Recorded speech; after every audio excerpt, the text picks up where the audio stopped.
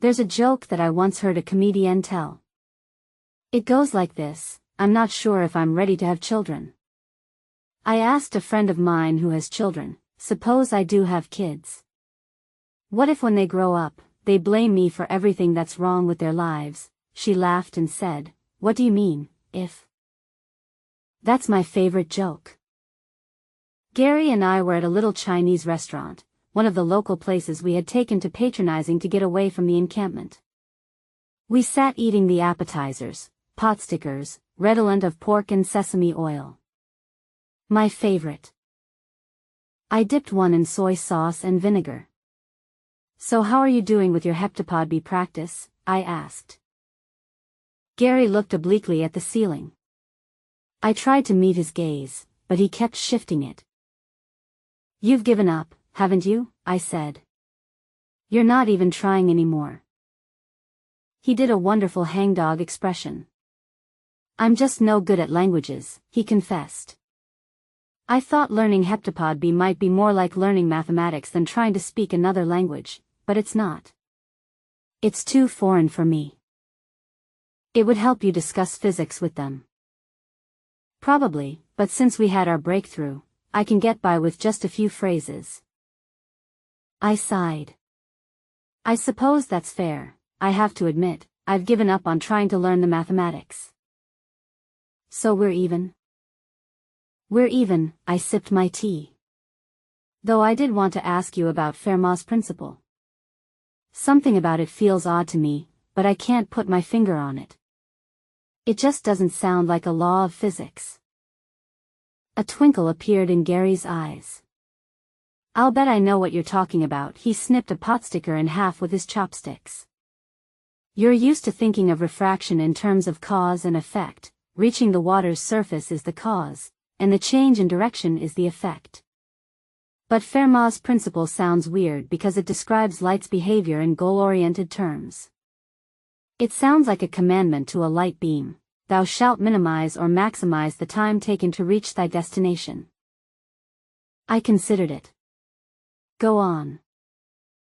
"It's an old question in the philosophy of physics. People have been talking about it since Fermat first formulated it in the 1600s. Planck wrote volumes about it. The thing is, while the common formulation of physical laws is causal, a variational principle like Fermat's is purposive, almost teleological." That's an interesting way to put it. Let me think about that for a minute. I pulled out a felt-tip pen and, on my paper napkin, drew a copy of the diagram that Gary had drawn on my blackboard. "Okay," I said, thinking aloud. "So let's say the goal of a ray of light is to take the fastest path. How does the light go about doing that?" "Well, if I can speak anthropomorphic projectionally, the light has to examine the possible paths and compute how long each one would take." He plucked the last pot sticker from the serving dish. "And to do that," I continued, "the ray of light has to know just where its destination is. If the destination were somewhere else, the fastest path would be different." Gary nodded again. "That's right, the notion of a fastest path is meaningless unless there's a destination specified.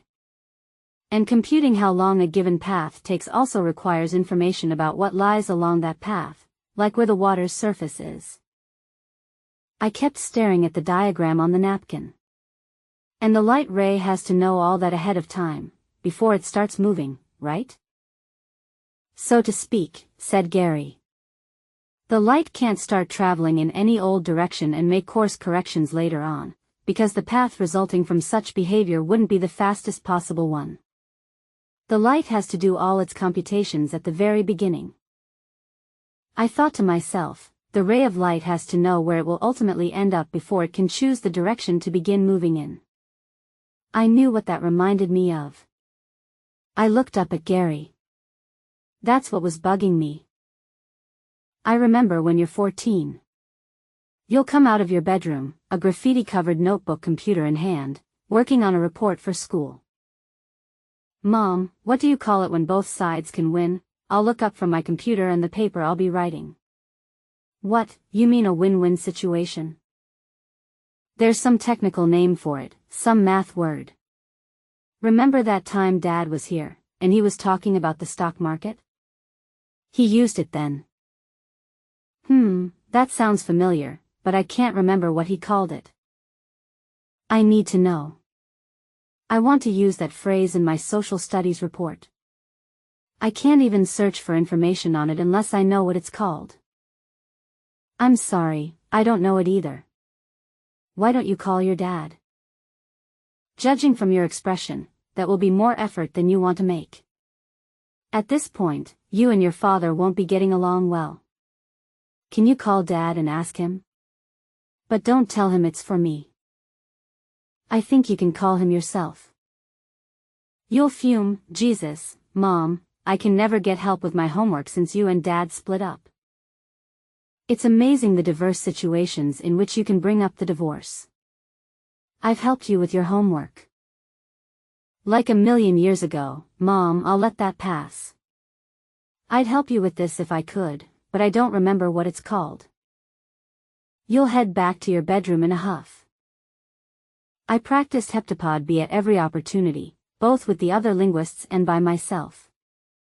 The novelty of reading a semasiographic language made it compelling in a way that heptapod A wasn't, and my improvement in writing it excited me. Over time, the sentences I wrote grew shapelier, more cohesive. I had reached the point where it worked better when I didn't think about it too much. Instead of carefully trying to design a sentence before writing, I could simply begin putting down strokes immediately. My initial strokes almost always turned out to be compatible with an elegant rendition of what I was trying to say. I was developing a faculty like that of the heptapods. More interesting was the fact that heptapod B was changing the way I thought. For me, thinking typically meant speaking in an internal voice. As we say in the trade, my thoughts were phonologically coded. My internal voice normally spoke in English, but that wasn't a requirement. The summer after my senior year in high school, I attended a total immersion program for learning Russian. By the end of the summer, I was thinking and even dreaming in Russian. But it was always spoken Russian.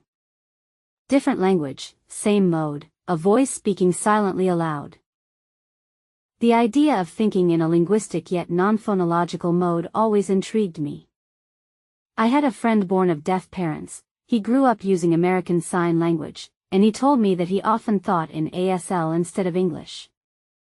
I used to wonder what it was like to have one's thoughts be manually coded, to reason using an inner pair of hands instead of an inner voice. With heptapod B, I was experiencing something just as foreign. My thoughts were becoming graphically coded. There were trance-like moments during the day when my thoughts weren't expressed with my internal voice. Instead, I saw semigrams with my mind, sprouting like frost on a windowpane. As I grew more fluent, semigraphic designs would appear fully formed, articulating even complex ideas all at once. My thought processes weren't moving any faster as a result, though. Instead of racing forward, my mind hung balanced on the symmetry underlying the semigrams. The semigrams seemed to be something more than language. They were almost like mandalas. I found myself in a meditative state, contemplating the way in which premises and conclusions were interchangeable. There was no direction inherent in the way propositions were connected, no train of thought moving along a particular route. All the components in an act of reasoning were equally powerful, all having identical precedence.